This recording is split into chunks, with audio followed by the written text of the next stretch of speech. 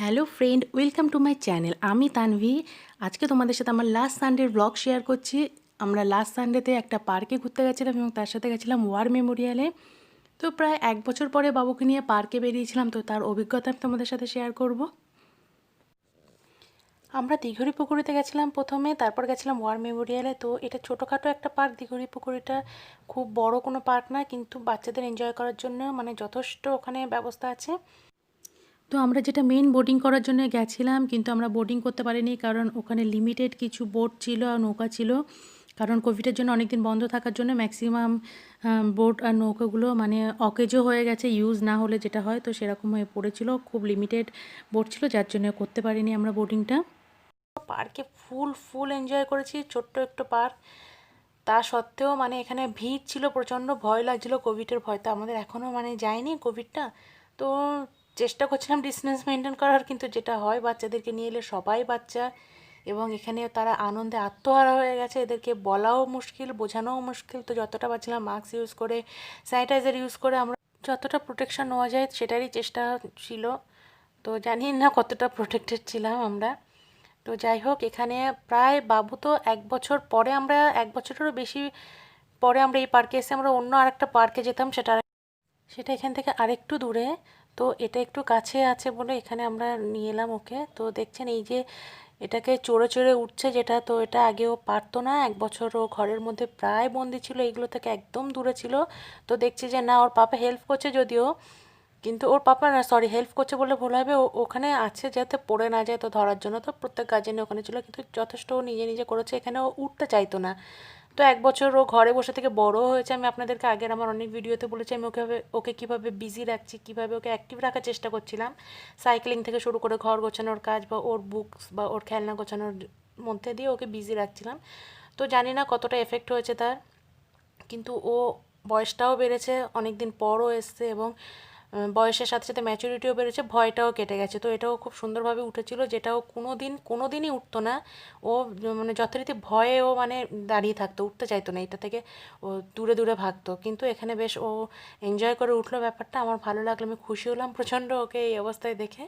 তো যাই হোক, মাশাল্লাহ ও এনজয় করছে, এটাই যথেষ্ট। মানে ওর চারিদিকে ঘুরে বেড়ানো দেখে কোনোভাবেই মনে হচ্ছে না ও বাড়ি যেতে রাজি হবে বলে, বা কোনো বাড়ি যাওয়ার ইচ্ছা ওর মধ্যে আছে। ও এখানে যতটা পারছে এনজয় করছে, যেটা ও মানে কোনোটাও বাদ দিতে চাইছে না, সব কিছুই ও উঠবে, সব কিছুতেই ও দাঁড়াবে। দোলনাগুলোতে আমরা ওঠাতে পারছি না কারণ দোলনাতে সবসময় ভিড় থাকে, আর এখনও গ্যাদারিংয়ের মধ্যেও আমি যেতে চাইছি না।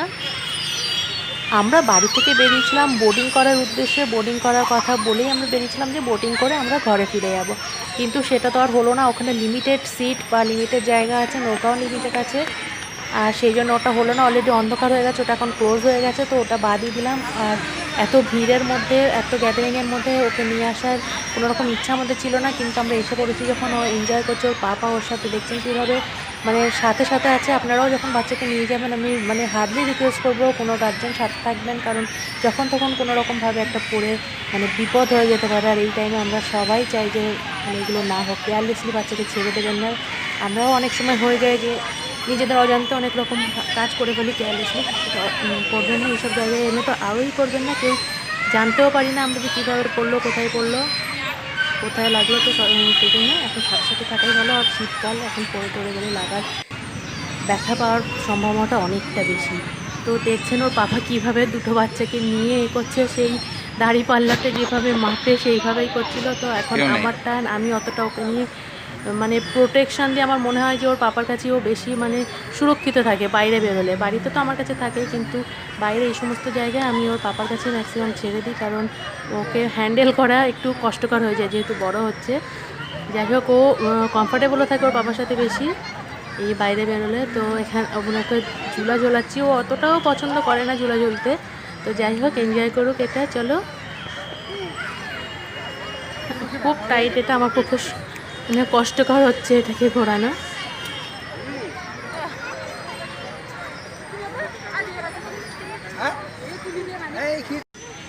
চলো পাপার কাছেই চলো, আমি একটু তোমাদের ভিডিওটা করি, তুমি পাপার সাথে ঘোরো। এখানে দুটো গার্জেন 3টে বাচ্চাকে ঘোরাচ্ছে। তো চলো এনজয় করো, অনেক দিন পরে আসা যেহেতু এখন একটু মানে বেশি ছাড় দিয়ে দিই।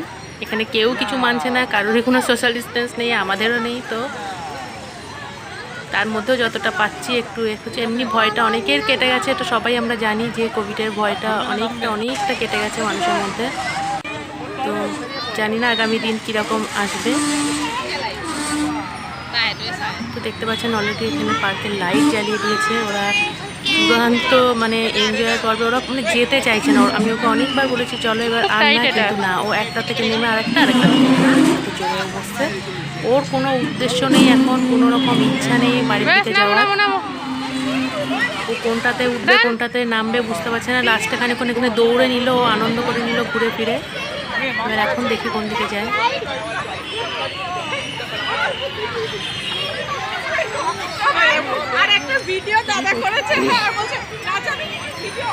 তো আমি প্রতিটা গার্জেনকে রিকোয়েস্ট করব যে আপনারা আপনাদের মানে ব্যস্ত জীবনের মধ্যে থেকে একটা দিন এইভাবে অন্তত ওদেরকে একটু খোলামেলাভাবে ওদের সাথে কাটান, বোঝার চেষ্টা করুন ওদেরকে। ওদের সাথে যত এইভাবে ঘুরবেন, ওদেরকে মানে নিয়ে যতটা আপনারা সময় কাটাবেন তত ওদের ক্লোজ হবেন। আমি এর উপরে অনেক কিছু বলেছি যে প্যারেন্টিংয়ের উপরে বা ওদের সাথে সময় কাটানোর জন্য। বাচ্চারা অ্যাকচুয়ালি সময় কাটাতে চায়, ওদেরকে আপনি একটা মানে বড় গাড়ি কিনে দিলে ওরা মানে 15 সেকেন্ডের মধ্যে বা 15 মিনিটের মধ্যে ওরা সেটাকে মানে ইউজ হয়ে গেলে ওদের কাছে ওর কোনো মূল্য থাকবে না। কিন্তু যদি আপনি বাচ্চার সাথে টাইম কাটান, ওটা অনেকটা মানে বেশি মানে ওদের কাছে চাহিদা থাকে ওই সময়ের।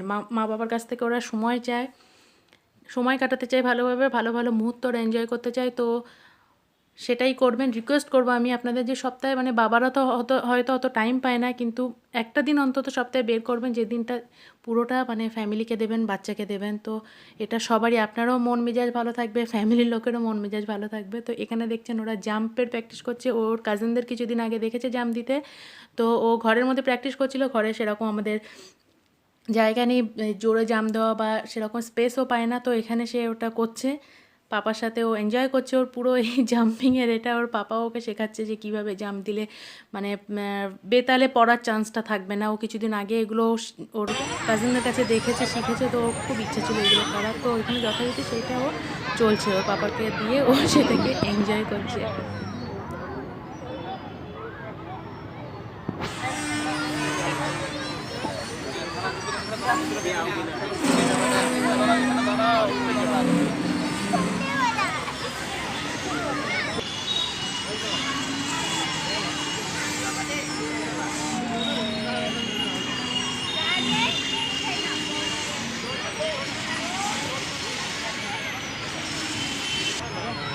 তো আপনারা দেখতেই পাচ্ছেন নিশ্চয়ই এখানে রাধা গোবিন্দ বড়ুয়ার একটা বিশাল স্ট্যাচু আছে। তো উনি গুয়াহাটির প্রথম মেয়র ছিলেন এবং আসাম ক্রিকেট অ্যাসোসিয়েশনের সভাপতি ছিলেন প্রায় 1 দশক ধরে।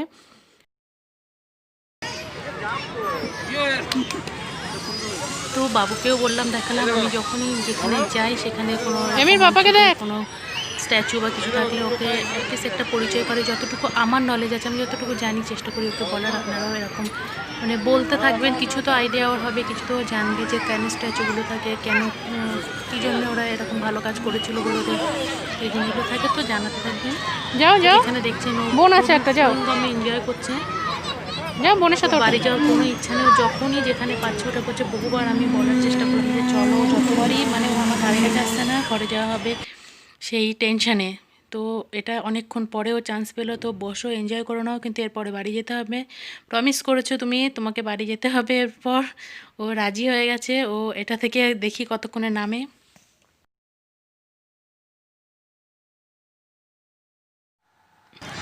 তো দেখতেই পাচ্ছেন ওটা থেকে নেমে ও এখন মানে বাইরের রাস্তা দিকে না গিয়েও এখন ওয়ার মেমোরিয়ালের দিকে দৌড়াচ্ছে, যাতে ওয়ার মেমোরিয়ালে ওকে নিয়ে যাওয়া হয়। তো ওয়ার মেমোরিয়ালে আমরা গেছিলাম। তো সেই ভিডিওটা আমি নেক্সট দিন আপলোড করবো। ভিডিওটা অনেকটা বড় হয়ে যাচ্ছে, লেন্দি হয়ে যাচ্ছে। তো আমি নেক্সট দিন সেই ভিডিও আপলোড করব। আর আপনারা যখনই বাচ্চাকে নিয়ে এখন বাইরে যাবেন, এখন সবাই একটু অসচেতন হয়ে গেছে। আমি আক্ষরিকভাবে এই কথাটাই ইউজ করব। তো সেই জন্য আপনি সচেতন থাকবেন আর বাচ্চাকে প্রোটেকশানে রাখবেন। আর প্রে করুন যাতে এই কোভিডের সিচুয়েশান থেকে আমরা সবাই মানে মুক্তি পাই। এর থেকে বাচ্চারা যেন স্কুল যেতে পারে, স্কুল শুরু হয়, ওদের নর্মাল লাইফটা একটু একটু করে আস্তে আস্তে শুরু হোক। আর এই টেনশন থেকে মুক্ত হই। নেক্সট দিন আবার কোনো ভিডিও নিয়ে চলে আসবো। ততক্ষণের জন্য টাটা, বাই বাই। দেখতে থাকুন।